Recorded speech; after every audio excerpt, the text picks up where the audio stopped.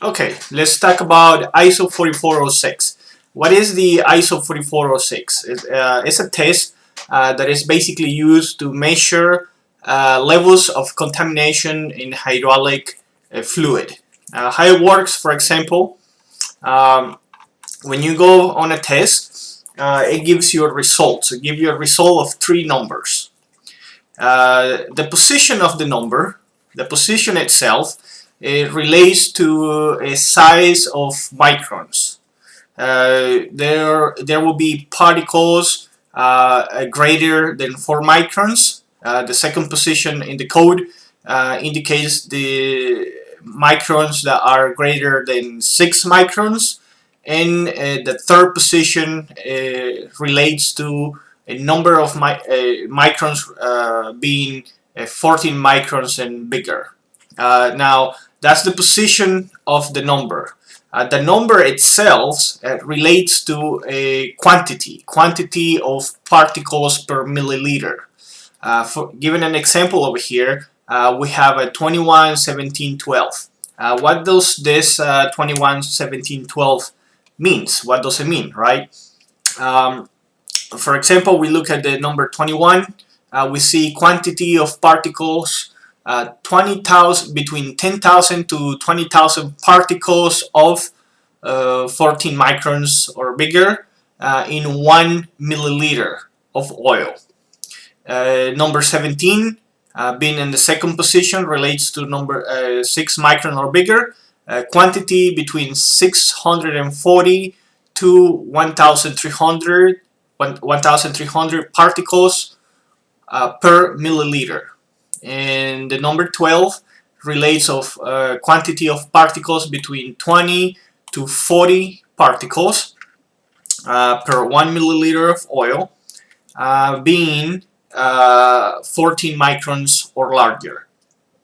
So that is how you read the ISO 4406. Now, how do you implement it, or how do you know what the oil conditions that you have? Uh, for example, over here, Technical Union General Recommendations. This is just general recommendations as a, let's say blank, or let's say just general. I say general because each manufacturer does have a rating and an ISO 4406 code that they recommend for a specific component. So if you want to know the real values of a specific component and what the cleanliness level should be on the ISO 4406, the best thing to do is to check out the manual, check out the catalog of the component that you have, and look for the manufacturer recommendations. That is for a specific manufacturer. Now, being so that we're talking related to everything, it's pretty standard that the recommendations for each manufacturer may be the same depending on the component. But if you want to recheck it and make sure that you have the right thing, I would always go back to the manufacturer and check it. So, giving an example over here, the most sensitive components would have ISO codes that are a little bit lower than the most non-sensitive components, let's say. For example, in pumps, we have fixed gear and vane pumps. And if we see the ISO code, it gives you a number of 20, 18, and 15. A recommendation to achieve this level, filtration of 20 micron should be appropriate. You can go lower, but I would not go bigger than 20 micron. So these are recommendations as well. It also depends on the pressure. Let's say if the component is working at 2000 psi, you may want to have this rating. If you're working at a higher pressures, you may want to have a more clean oil. So you can lower the numbers. Now, if you look at this, 20, 18, 15, and over here it went to 19, 17, 14. It's one number below. Now, if we go back to the chart over here, let's say this is 20 over here, number 20, we look at the particle count. It says 5,000 to 10,000 particles per milliliter of oil. Now this is 20, 19. 19 is half the contamination. So you look at it and you say between 2,500 to 5,000 particles per milliliter of oil. So one number going down or up, it means double the contamination. So 15 is double than 14, 16 is double than 15, 17 is double than 16, and so on. So each number means that you are duplicating the contamination levels that you have when you go up on the code. So recommendations on pumps, we see examples of gear and vane, 2000 psi, between 2000 to 2999, and over 3000 psi. You see how the numbers are coming down, they're dropping, so it means more clean oil that it would be I would say the word require. I would say suggested, but for me, I would keep at least these contamination levels depending on the pressure that you're working, and also depending on the component that you have. We go from fixed gear, then we go to fixed piston pump. It's a more sensitive component, so you do need a little better contamination levels, a more clean oil to operate properly. Then we go to variable vane pump. We go to variable piston pump. Variable piston pumps usually a more sensitive component in hydraulic. So you do need more clean oil to operate properly.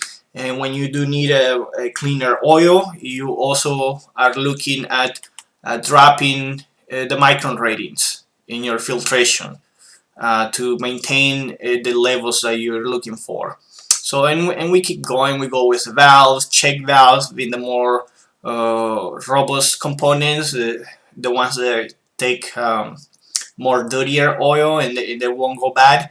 Up to, for example, servo valves, which are much more sensitive component, and you do need a more clean oil to have a servo and proportional valves operating properly. So you see a relation between different components, different cleanliness levels, and different operating pressures that you have. So it's an example on how you maintain your system running properly. I would say if you have a component and you don't have a general idea, you can always pick the most sensitive component in your hydraulic system. Let's say if you operate with proportional or servo valves, look at the cleanliness level the manufacturer of the valve has in the manual and in the catalog. Look at the pressure that you're operating with, and given that contamination level that you require for your most sensitive component, keep that as a goal, as your contamination levels goal for the entire system. So if you can clean the system, the hydraulic oil that is running through your pumps, through your valves, through your actuators, and that oil goes through the whole system and it touches the pump, it touches the servo motor, keep your most sensitive component in mind and clean that oil to that contamination level, so it protects the most sensitive component and it protects the rest of the equipment. So just look at it and go with the most sensitive component, and that's basically the ISO 4406. If you do maintain a pretty good clean oil, you will have a lot less breakdowns in the system. It does make a difference. I'm telling you, the maintaining your oil to a good contamination levels for the ISO 4406 it will maintain your machines running properly. Other contamination can be also temperature.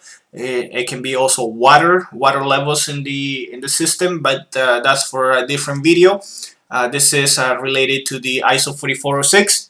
So just keep it in mind, and I'll be talking to you later. So bye bye.